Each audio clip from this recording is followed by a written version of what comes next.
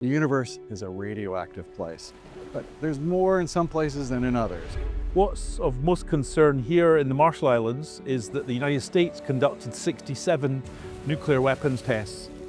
The amount of nuclear weapons that were detonated is really beyond comprehension, equivalent of nearly 2 Hiroshima bombs every day for 12 years between 1946 and 1958. That radioactivity went somewhere. It went into the ocean, it went into the land. It also affected the people who were living here. Even those who were evacuated were affected by radioactive fallout.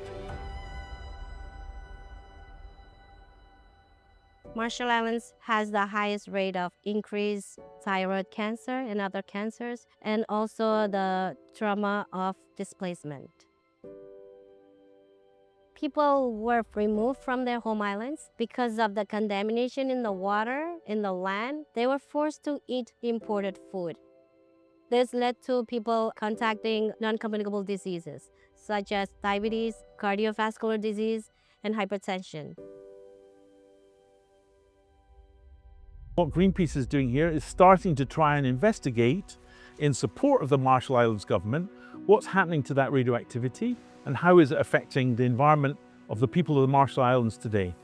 We're mostly interested in the radiation that comes from the decay of plutonium. We're looking at what effects this radiation has on the biological systems. How much is in the soil, how much is in the water, how much is in the air, how much is in the coral reef. So we'll be taking soil samples in different atolls. We also will be trying to understand what's accumulating in plants. We'll take samples of coconuts and pandanus. They'll be dried here on the Greenpeace ship, and then they'll be sent for analysis in radiation labs in Europe.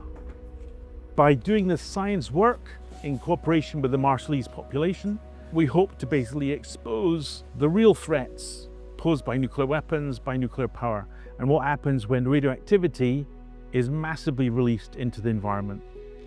It's important for us to know how much radiation is still there in our island, so that people can know where to fish, where not to fish, where to get their crops, where not to get their crops to eat. It will give our people peace of mind, a peace of mind that they matter and we are in this together. An honor for Greenpeace to be able to be working here, but also a really important duty of us to expose the legacy and the threats posed by nuclear weapons.